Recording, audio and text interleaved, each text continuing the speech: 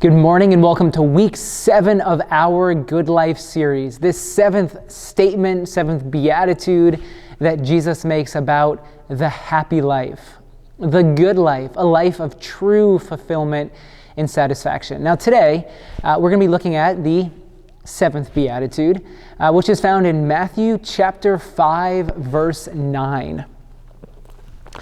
And here's what Jesus says for us today. Verse 9, "Blessed are the peacemakers, for they will be called children of God." Blessed are the peacemakers.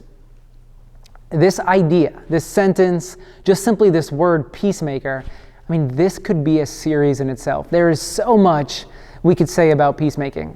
Today, instead of speaking for 7 hours, I simply want to give you a framework for how to understand peacemaking, the way that Jesus sees it. And then I want to give you a couple really practical steps for how it is that you can become a peacemaker in your life. First, maybe you noticed that I am wearing my Rangers jersey this morning. Some of you were probably wondering, what is going on with Dave? He is really going downhill. This is the jersey that you will always see me wearing whenever I attend a Rangers game. If I ever go down to Madison Square Garden, this is the jersey I'm going to be wearing. The jersey of now former Ranger, Henrik Lundqvist. I remember when I bought this jersey, I tried to think of a player that was going to be with the Rangers for his entire career. I figured Lundqvist, pretty safe bet. Then his contract was bought out last year. Doesn't matter, I'm still going to be wearing this jersey every Rangers game I attend. One of the things that I love about going to a Rangers game and wearing this jersey is as I'm filing into the stadium with everyone else, there is just a sea of blue. People are flooding in from all these entrances and they're all wearing these jerseys. So there's a couple of slight variations, but the thing about hockey fans, they are hardcore. They let you know publicly which team they're rooting for. So you go into a stadium and I don't even know what the percentage is, but easily more than half the people have on Rangers blue. The reason why I love this so much is because it tells me who's on my side. It tells me who else I am cheering with. If the Rangers score a goal and there's someone next to me in a Rangers jersey, I might high-five him right after the Rangers score. I may never have met him before. I have no idea who this is. I'll probably never see him again the rest of my life. But we share this bond because we're on the same team. We're on the same side. Now, this is all lots of fun, except when it becomes a bit dangerous. I've been at games where there were two fans that got into a fist fight right in the middle of a game. There was a Rangers fan and then there was a fan from the other team, and they got into this shouting match. Eventually, it became a pushing match because I don't even remember what started. Someone probably trash talked one of the other players. Someone became offended. The two of these guys started pushing each other. One of the fans pushed the other one down these concrete steps all the way until they hit the edge of the balcony. Now, luckily, the wall stopped them from falling over, but some really serious damage could have occurred, all because there were two people from opposing sides who had gotten into a fight about whose team was better. This has happened at Yankee Stadium as well. The bleachers, especially during Yankees-Red Sox games, they can be a dangerous place if you're a Red Sox fan. I have a friend, and he has been at the bleachers for these Yankee-Red Sox games, and he has had bottles thrown at him. His wife has been cursed at, all because he's from the other team. I actually went to a game with him one time. Sure enough, actually it was the Yankees-Orioles, and he still decided to wear his Red Sox jersey, which to this day, it bothers me to no end. Why would you possibly be wearing a Red Sox jersey to a Yankees-Baltimore Orioles game? Everyone in the stands was just giving it to him. But it didn't stop with him. They were also yelling at me as well because I had brought him to Yankee Stadium. He was my guest. He was my friend coming into our house. I didn't get any beer bottles thrown at me, but I did have a few people curse at me. I did have some wrappers, some empty cartons thrown at me as well. It wasn't a comfortable experience. So sides, jerseys, it's a lot of fun until it becomes dangerous, until it becomes a bit uncomfortable. Sides, they have this tendency to divide us, do they not? This is my team. This is their team. This is my group. That's their group. We're part of the in group because we're always part of the in crowd. We're the cool kids. They're the out group, the outsiders, the others. We make these distinctions all the time in our world. Are you more of a McDonald's fry person or are you a Burger King fry person? Are you for the Yankees or are you for the Red Sox? You liberal, conservative, Democrat, Republican? Are you for America or are you for the entire world? Do you get your news from Fox News or you get it from CNN? We have the churched, the unchurched, Christian, the non-Christian world. There's us, the in-group, and then there is them, everyone else. Now, sides can be really, really comforting. I think this is one of the reasons why we divide into different tribes. It's comforting for us. It gives us a sense of belonging. When I go to a hockey game and I'm wearing my Rangers jersey in Madison Square Garden with all the other fans who are wearing their jerseys, I feel at home. I feel like I belong. Yeah, these are my people. This is my team. I belong here with everyone else publicly showing their devotion. If I were to go to another stadium where the Rangers are playing, say somewhere on the West Coast, and I wore my Rangers jersey, I'd probably be able to pick out a few other Rangers fans wearing their sweaters, but predominantly the crowd would be filled with the jerseys of the other team. I know for my friend, my Red Sox friend, when he goes to Yankee Stadium and he wears his Red Sox jersey, he feels a bit uncomfortable. He doesn't feel like he belongs because he knows that is not his tribe. That's not his people. Sides also give us a sense of identity. They tell us who we are. By wearing this Rangers jersey, I know exactly who to cheer for. I know when to cheer, and I know when to get a bit angry. I know which players that I shouldn't be cheering for. So sides tell us who we are, and they tell us who we're not. Sides can help us make sense of the world. We divide people and groups into categories because it helps us make sense of our place, where we are, how we fit in the world, and how everyone else fits. And sometimes this can be really helpful. I went to the Olympics back in 2012, and I remember being at Olympic Stadium, or really any of the events. And one of the greatest things about going to the Olympics is you see people from all over the world flying the flag of their country, together cheering on their athletes. It's a wonderful thing. It's great. It's so fun to see. There's no violence. At least I didn't see any violence. I'm sure it can erupt into violence. But it's just people who have national pride. Pride that, hey, there's someone from our country who has made it this far, and we're going to cheer them on. We hope that they win. And if they don't, hopefully they'll still cheer on their athletes. So sides, they provide a sense of, well, this is how the world works. So in a sense, they can be a bit helpful, but sides can also, as we've seen, they can also lead to fear, to hatred, to more division. Sides, categories, they can lead to gross generalizations. Everyone who's in that group is like this. Now, this beatitude, this statement that we're looking at this morning, blessed are the peacemakers. Let's take a look at this word peacemakers. Peacemakers, It comes from two different Greek words. First, the word irene, which means peace. It means wholeness, unity, bringing together that which has been broken. And then it comes from the second word that makes up peacemaking, is the word poieo, and it means to make, to create, to cause. So peacemaking is exactly what it sounds like.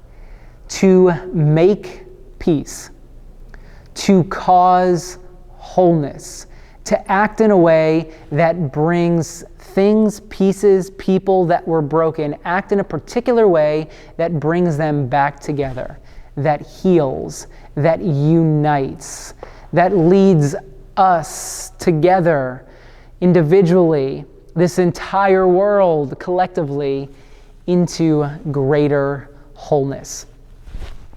So peace, when we look at these two words here, we realize peace isn't a void.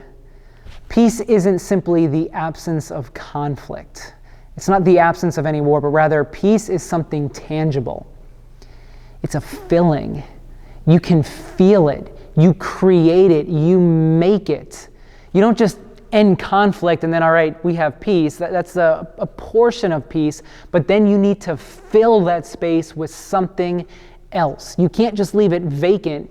You have to build something that is better than the conflict that came before. Poieo, to make, to create, irene, peace. So a peacemaker, if we look at it from this perspective, a peacemaker then would be someone who stands in the gap, someone who stands in the middle between two opposing sides. Someone who is able to, could we say, transcend the groups? Let's just say there's two groups, there's two sides, they're having a conflict. Go back to the fight in Madison Square Garden. There's two people. They're throwing fists, pushing each other. A peacemaker might be someone who came into the middle and broke the two of them up, and then maybe separated them or had them hug, kiss, make up, whatever they had to do in order to create peace. So a peacemaker is someone who stands in the gap, who doesn't take sides, but rather comes into the middle for the sole purpose of bringing wholeness to a situation that is broken. What Jesus says, when he says, "Blessed are the peacemakers," another way we could say this would be, blessed are you when you don't fit any of the dominant cultural categories. Blessed are you when you don't take a side. Happy, fortunate are you when you don't belong to all the human-made tribes. Now remember, groups, sides, tribes, they're comforting, they give us a sense of belonging, they give us a sense of identity. If we don't belong to any of these groups, any of these tribes, if we're outside of the circles, where will we get our identity from? How will we know who we are? How will we know who we're not? How will we know who we belong to? How will we know when we're home with our people? This is the beauty of this beatitude, because notice the promise that Jesus offers.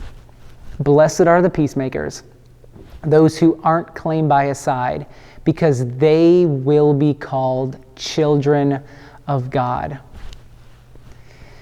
Yeah, these peacemakers, they will find their identity in God. I mean, how often is our identity distorted because of the groups that we belong to?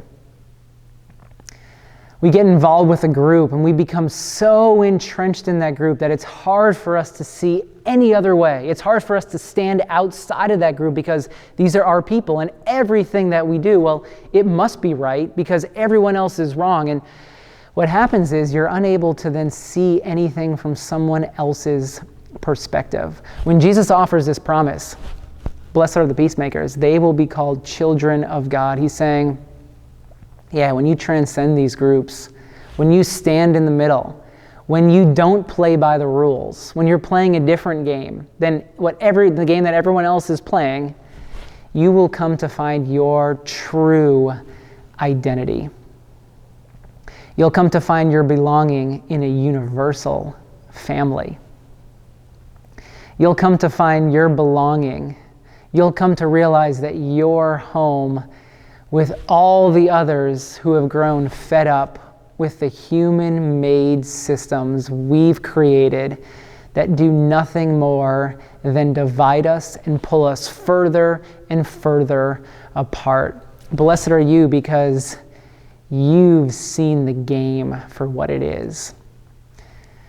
And you don't want to be sucked into that vortex, that damaging, harmful, destructive way of being, of categorizing everyone, a way that leads to just more division within our world. See, what happens is when you aren't trapped in a particular system, in a particular tribe, you're then able to critique both sides. And normally, both sides could use a little bit of critique. Normally, there's truths that could be spoken to both sides, and we need rational heads in order to present these truths. So, how is it then that we can become peacemakers? I want to give you 2 ways. First way, become a non-reactive presence. Become a non-reactive presence. There's this great story in the Gospels where the Roman guards are coming to arrest Jesus. And as they get closer to Jesus, Peter, one of Jesus' disciples, one of his closest friends, pulls out his sword and he cuts off the ear of one of these guards. Immediately, Jesus looks at Peter, "Put your sword away. This isn't the time. That's never the time for this. Violence is never the answer, Peter. Put your sword away." Then what Jesus does is something that probably would have angered Peter, most likely would have angered some of the other disciples, something that would have astonished the Roman guards. He extends his hand, he places it over this guard's ear, and he brings healing. He restores the ear to wholeness. It's a beautiful picture of what it looks like to respond to messy situations in a non-reactive way. Peter, reactive to a T.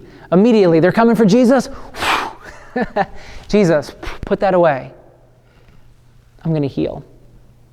Violence doesn't help us here.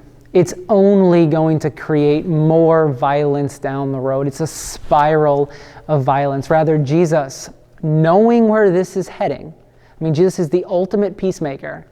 He absorbs the violence, the pain. I think that's part of what it means to be a peacemaker. As you stand in the gap, you must be willing to absorb some of the pain. People are going to lob all sorts of insults at you. You might physically get hurt. And yet a peacemaker is someone who stands there and takes it. They're going to call me that. It's okay. It's all right. They can call me whatever names. They can say whatever they want. They can scream. They can yell all they want at me. But I'm after something else. And I realize that if I were to give into that, if I were just to get into some argument with them on my Twitter feed, it's not going to move us in a helpful direction. That's not the way to the peace and wholeness that we all truly desire. So Jesus, non-reactively, put your sword away. I'm going to bring healing to this situation. I remember when I first started out with Awaken, I was a bit reactionary. And I was reacting to other faith expressions that I didn't agree with or that I thought were harmful.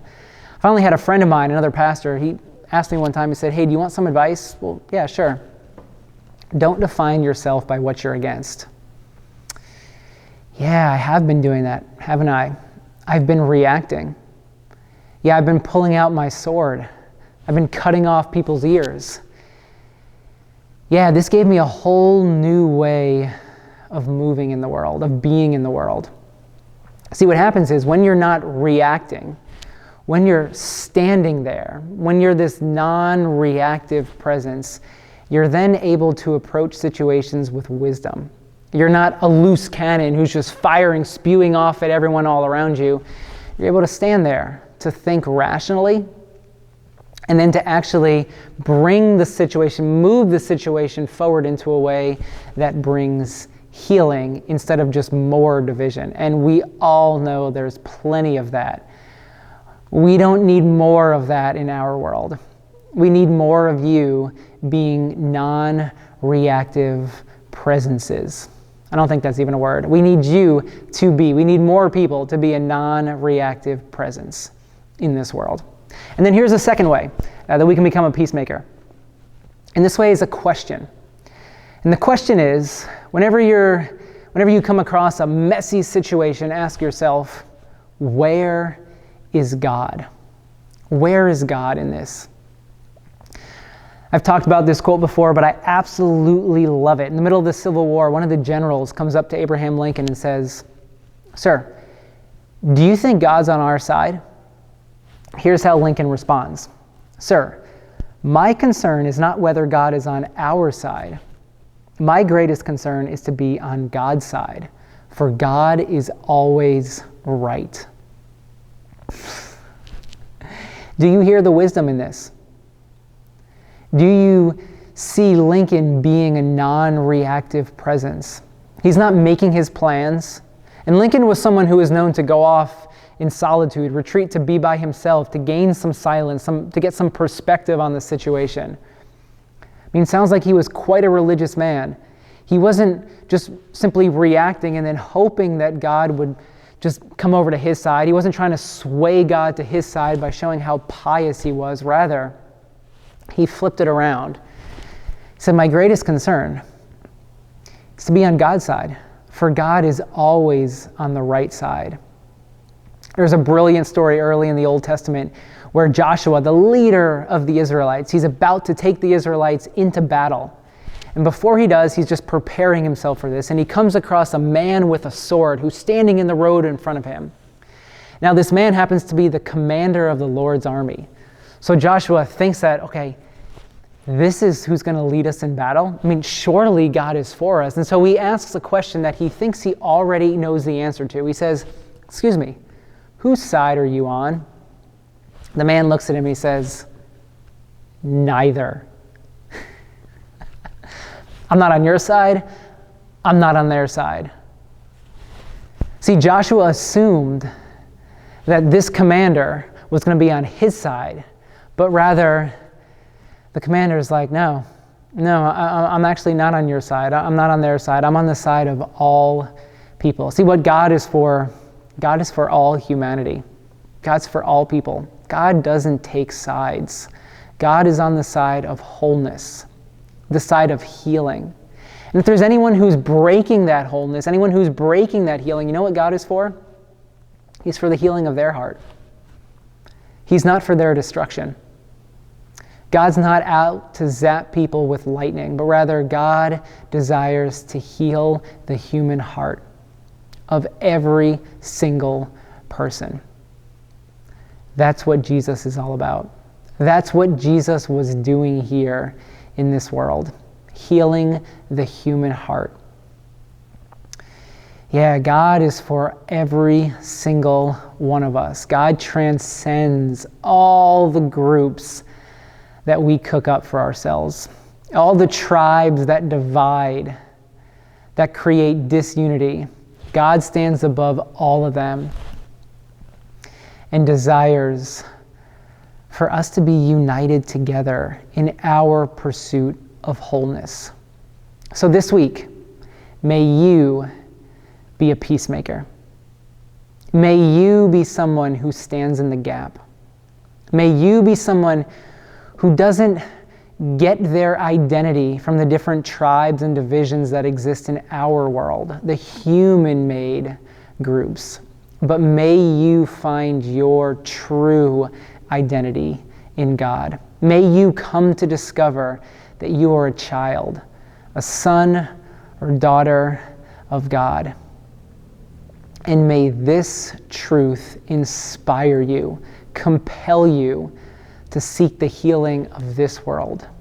May you put down your sword this week. If there's any way that you've been creating division through your hands, through your words, may you put that sword down, and may you work for peace.